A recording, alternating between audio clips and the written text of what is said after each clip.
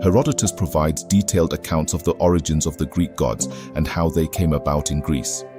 He describes the Greeks as students in Egypt, where the people of Kemet taught them their laws, science, and religion. Herodotus asserts that the Greeks adopted all their gods from Egypt, and every single name of their deities originated from Egypt. He concealed 200 of his elite Egyptian soldiers inside massive leather storage sacks.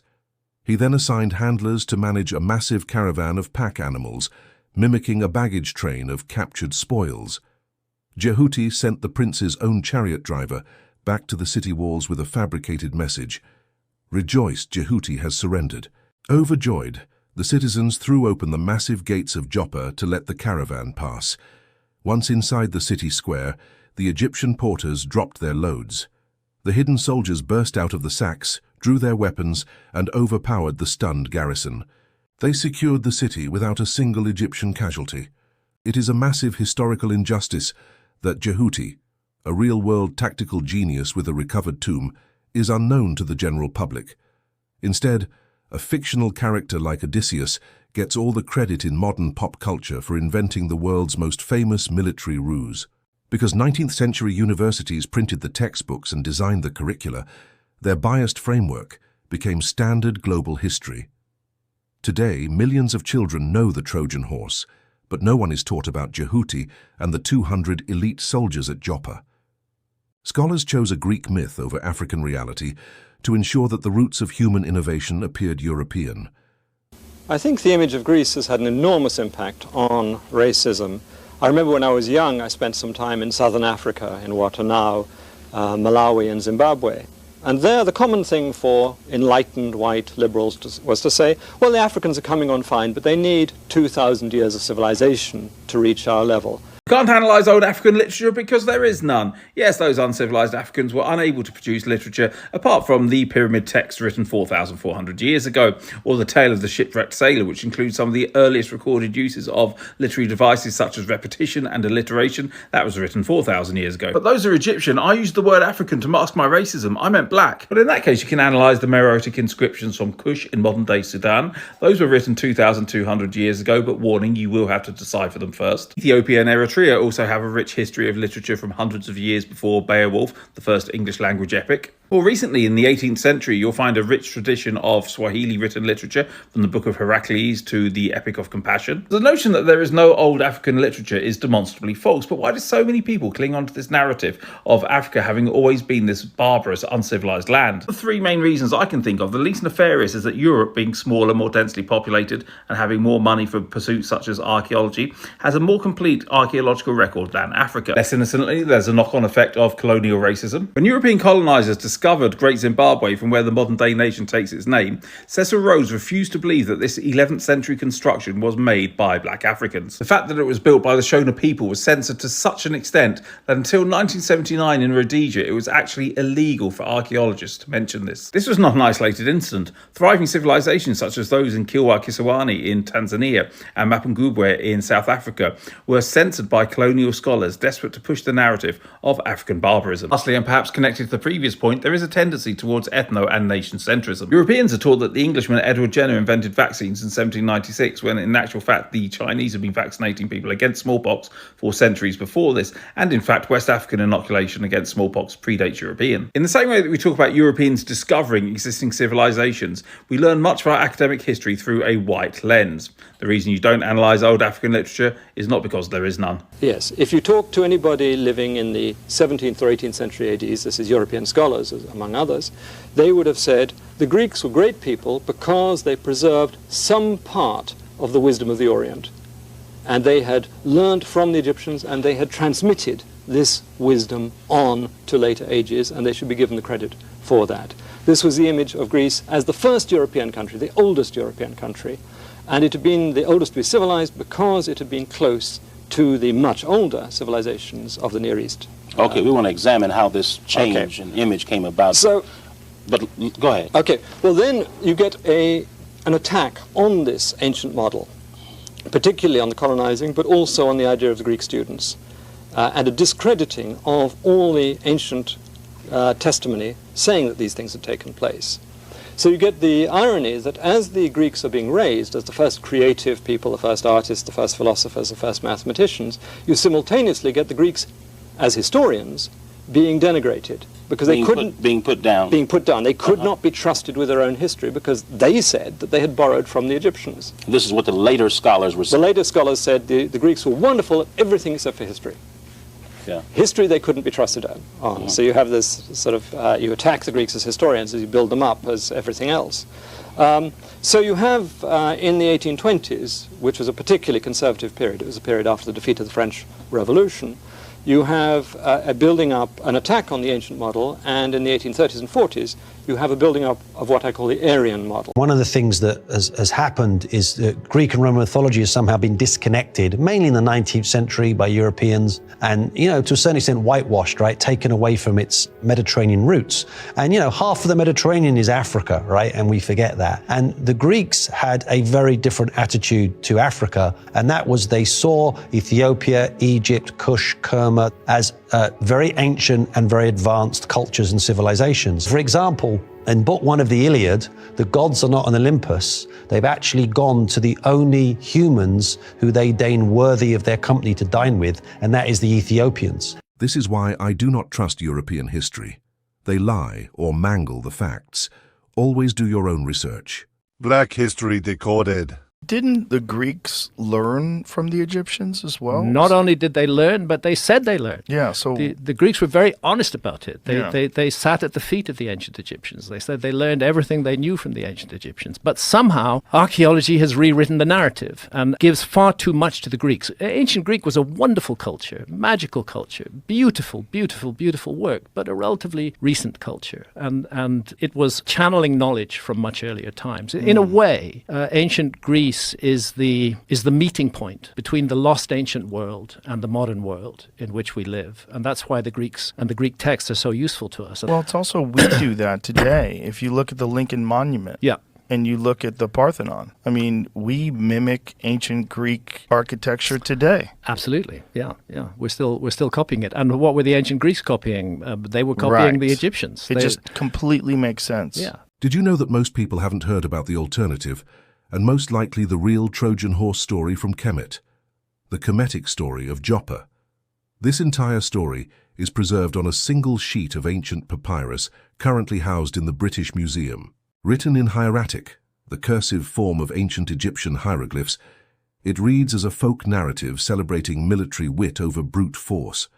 Remarkably, because Papyrus Harris 500 predates the written compilation of Homer's Iliad and Odyssey by several centuries, Djehuty's clever ruse at Joppa stands as the earliest recorded Trojan horse tactic in human history, and most people don't know about it. Weird, but not surprising. The foundational claim that Hisarlik is Homer's Troy rests on the work of Heinrich Schliemann. Schliemann didn't approach the site with objective scientific inquiry. He approached it with a toxic confirmation bias. Schliemann was obsessed with proving Homer's Iliad was literal history. Once Europeans realized Kemet was a black civilization, they felt they had to glorify so-called ancient Greece instead, even though the Greeks freely admitted they learned from Kemet.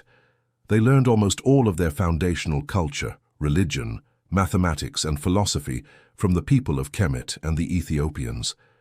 If you read what the Greeks said they got everything from Egypt. They got all their knowledge from Egypt.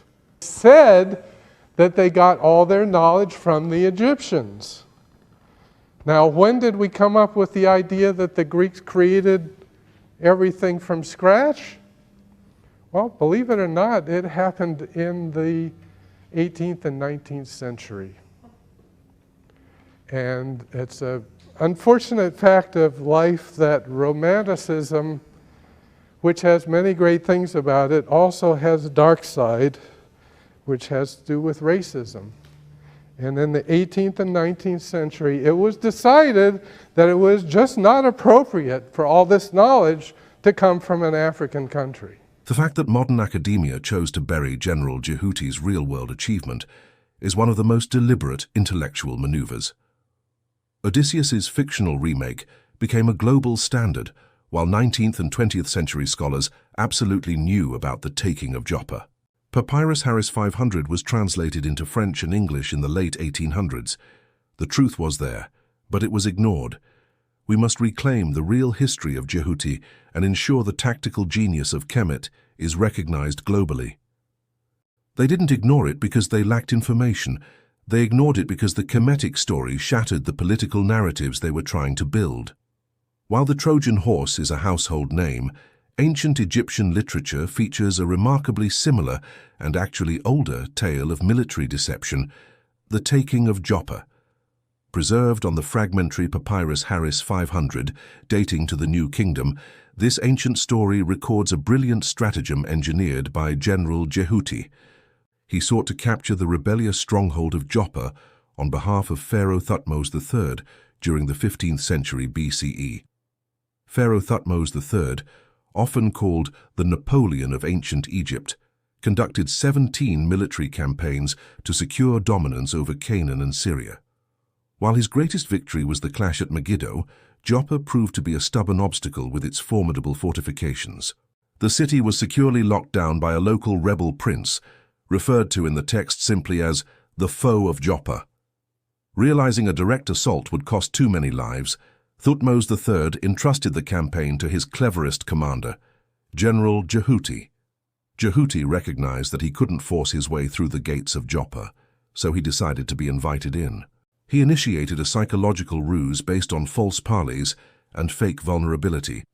Djehuty marched his army to the outskirts of Joppa and set up camp. Instead of attacking, he requested a diplomatic meeting. He sent word to the Prince of Joppa, claiming he wished to surrender and offer gifts to the city. He claimed that he was weary of war, having had a falling out with Pharaoh Thutmose III, and wished to surrender himself to Joppa. The Prince of Joppa, lured by the prospect of gaining massive wealth and a high-ranking defector, agreed to meet him. Djehuty hosted a lavish banquet in his camp. He brought out his personal prized possession, a great heavy club belonging to the pharaoh. The Prince of Joppa, thoroughly drunk and impressed, demanded to hold the famous weapon. The moment the prince reached for it, Djehuty grabbed the heavy club and struck him across the forehead, knocking him unconscious. The royal mace was more than a weapon. It was a deeply sacred symbol of state execution and divine justice. For an uninitiated foreigner or a rebel to lay hands on the pharaoh's personal weapon was considered a supreme act of sacrilege and treason. It was a capital crime that carried an automatic sentence of death. By demanding to see and hold the club, the rebel Prince of Joppa was technically sealing his own fate under Kemetic law. He was committing a blasphemous act of supreme arrogance. Think of the Dora Milaje. Touching a guard without permission is treated as a direct physical violation of the king's sovereignty. It is high treason, and the response is immediate. The Prince of Joppa learned that exact same lesson from General Djehuty. Djehuty immediately bound him in bronze fetters. Instead of storming the gates, Djehuty executed his ultimate trick. He concealed 200 of his elite Egyptian soldiers inside massive leather storage sacks. He then assigned handlers to manage a massive caravan of pack animals, mimicking a baggage train of captured spoils. Djehuty sent the prince's own chariot driver back to the city walls with a fabricated message. "Rejoice, Djehuty has surrendered." Overjoyed, the citizens threw open the massive gates of Joppa to let the caravan pass. Once inside the city square, the Egyptian porters dropped their loads. The hidden soldiers burst out of the sacks, drew their weapons, and overpowered the stunned garrison. They secured the city without a single Egyptian casualty. What makes more sense? The Trojans opening their gates to their heavily fortified fortress, for a Kemetic general wanting to defect with mountains of tribute, or a huge wooden horse. Unlike the mythical figures of the Trojan War, General Djehuty was a very real person. In 1824, archaeologists discovered his pristine, untouched tomb in Saqqara. The artifacts recovered provide indisputable proof of his high-ranking military status under Thutmose III. He held the real-world titles of General of the Army, Scribe of the King, and Governor of the Northern Foreign Lands. His tomb contained luxurious gifts bestowed by Thutmose III, including a magnificent golden dish and a silver dagger. The ancient Greeks took a brilliant Kemetic military story, stripped away the bureaucratic details, and put their own cultural spin on it. This was done to match their own values. Djehuty's tribute sacks were transported on pack animals and wagons. The Greeks took the physical reality of that Egyptian baggage train and compressed it into a single dramatic, poetic image, a giant, hollow wooden horse. By turning the transport animal itself into the hiding container, the Greeks created a much more visually spectacular plot device. It was perfect for epic poetry sung around campfires. In Kemet, the disguise was purely economic. It was fake tribute. The Greeks spun this into a psychological trap based on religion. They claimed the wooden horse was an offering to the goddess Athena to ensure a safe voyage home for the Greeks. They knew the Trojans' own religious piety and pride would force them to pull the monument inside their walls. They wanted to claim the blessing for themselves. The Greeks turned an economic trick into a moral lesson about pride, the modern equivalent. Think about how the 1954 Japanese film Seven Samurai was remade by Hollywood in 1960 as The Magnificent Seven. It is the same core story of defenders, just reimagined with cowboys defending a town instead of samurai defending a village. The American filmmakers didn't invent the plot. They just took a brilliant Japanese story and put an American Western spin on it. That is exactly what Homer and the ancient Greek bards did with the history and literature of Kemet. They took the foundational intellectual blueprints of the older African superpower and remixed them, ensuring General Djehuty's tactical ruse lived on. Djehuty's 15th century BCE masterstroke would eventually be known to history as the legendary Trojan Horse. It is a massive historical injustice that Djehuty, a real-world tactical genius with a recovered tomb, is unknown to the general public. Instead, a fictional character like Odysseus gets all the credit in modern pop culture for inventing the world's most famous military ruse. Because 19th century universities printed the textbooks and designed the curricula, their biased framework became standard global history. Today, millions of children know the Trojan Horse, but no one is taught about Djehuty and the 200 elite soldiers at Joppa. Scholars chose a Greek myth over African reality to ensure that the roots of human innovation appeared European. This is why I do not trust European history. They lie or mangle the facts. Always do your own research. Like, share, subscribe, and have a blessed day. Thanks for watching.